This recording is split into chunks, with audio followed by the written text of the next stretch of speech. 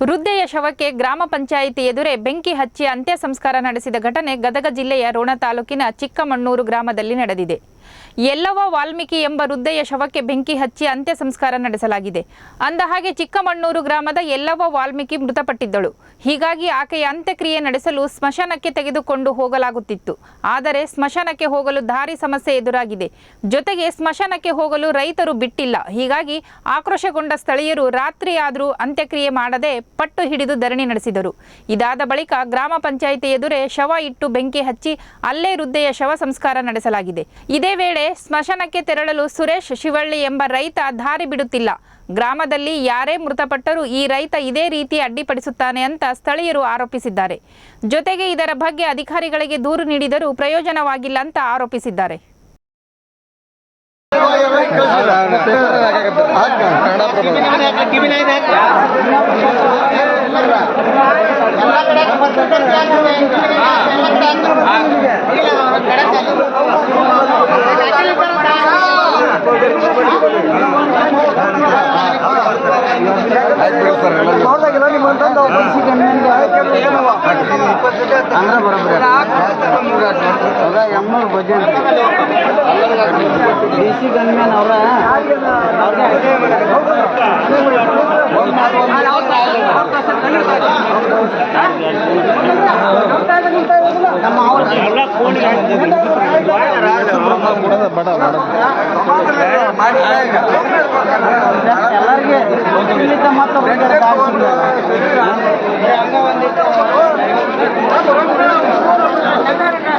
ಎಲ್ಲರಿಗೆ